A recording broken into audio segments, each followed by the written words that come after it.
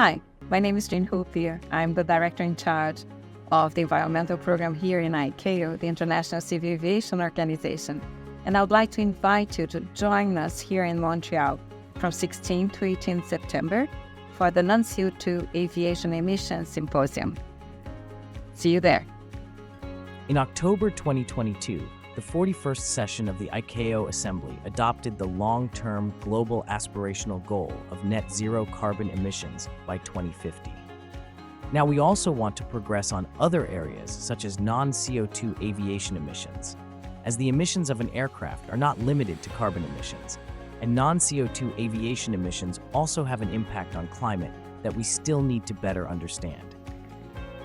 From 16 to 18 September 2024, the International Civil Aviation Organization will hold its first public event on non-CO2 aviation emissions in ICAO Headquarters, Montreal, Canada. This unique three-day event will be aimed at raising awareness of all parties on non-CO2 emissions and will provide the following. Take stock of the scientific knowledge on non-CO2 emissions. Hear from the different initiatives to better understanding the climate impact of non-CO2 aviation emissions. Explore potential monitoring and mitigation measures, considering the existing scientific uncertainties, and gather the best experts and key stakeholders to discuss and explore the best way to progress. Now, let's have a quick overview of the symposium sessions. But first, let me ask Jane to provide you a bit of historical context in this topic. The impact of aviation operations in the upper atmosphere has been present since the mid-90s. And ICAO was the first agency to request a sectoral assessment from the IPCC, the Intergovernmental Panel on Climate Change, on such impacts. In 1999, we have finished the assessment and we have published the IPCC report on impacts of aviation on the upper atmosphere. That report reveals that some of the emissions impacts are very well understood, such as the CO2 ones, and measures could be immediately assessed and put in practice. Other effects, nevertheless, have shown that there's still a lot of uncertainties on their impacts and the radiative forcing.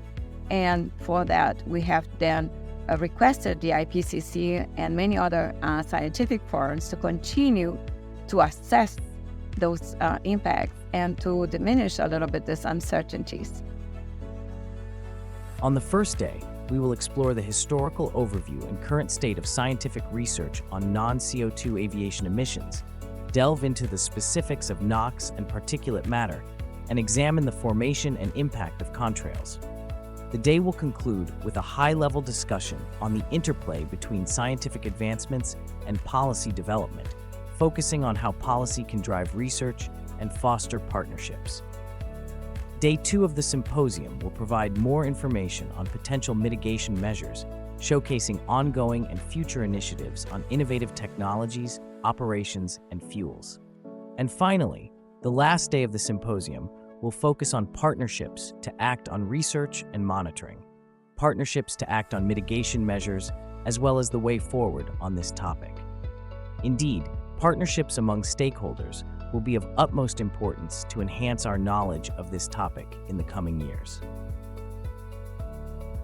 The symposium will bring together the best scientists and experts from the aviation community, airlines, airports, air navigation service providers, and of course the environmental groups, to together discuss the latest findings and the possibility of implementing measures to address this impact in the upper atmosphere.